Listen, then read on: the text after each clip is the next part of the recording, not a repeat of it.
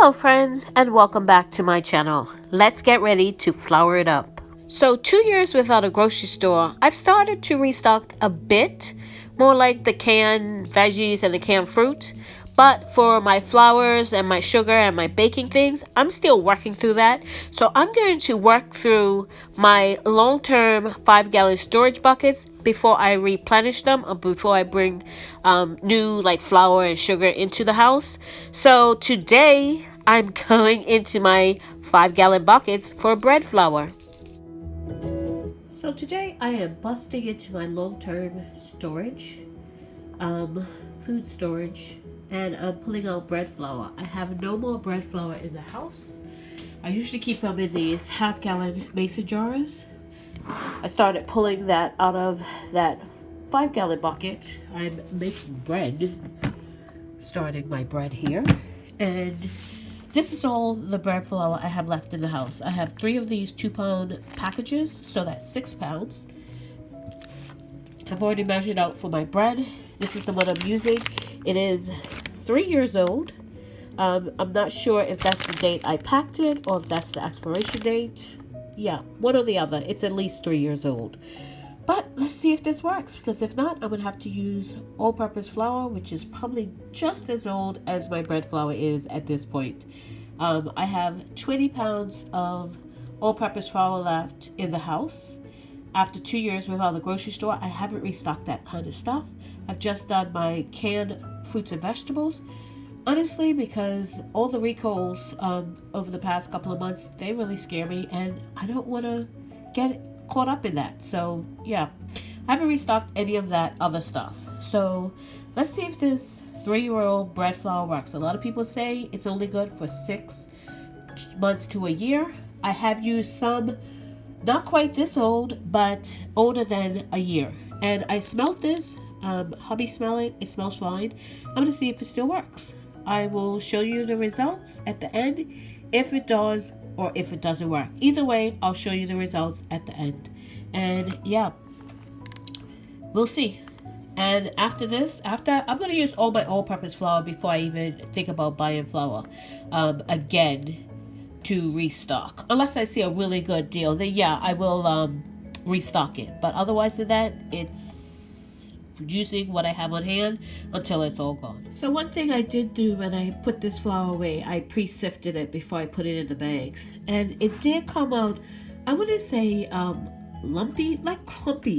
It kind of clumped together a little bit, like not any more than when it's coming out of the bag directly.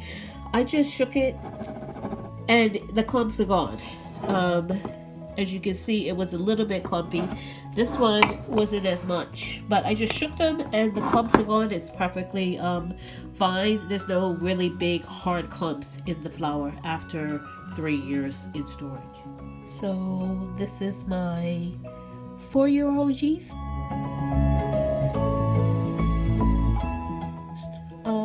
I keep it in the freezer or in the fridge if I'm working through it. And this is my 3-year-old flour. So let's see if this will make bread. So it's the next morning and I forgot to show you what the bread turned out to be like. This is what it looks like. And I'm making lunches, and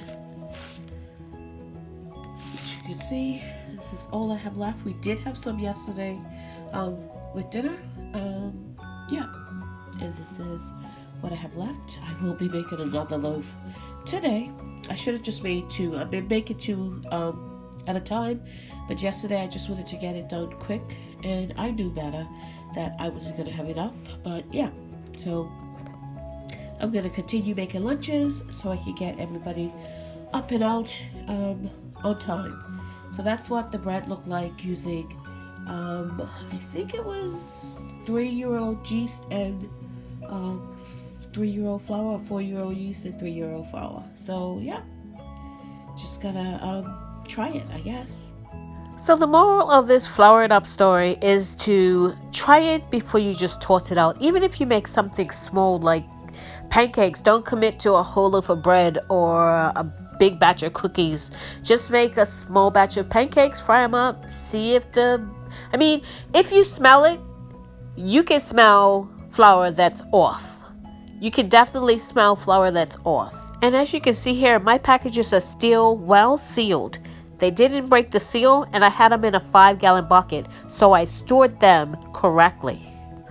If you smell it, you look at it, there's no bugs in it, it smells good, make up a small batch of pancakes and try them.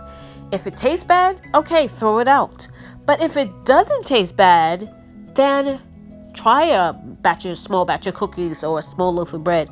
Because the way prices are for just about everything, if not everything, including groceries, which is an investment at this point. It's an investment because these groceries cost a lot more than they did just a couple of years ago.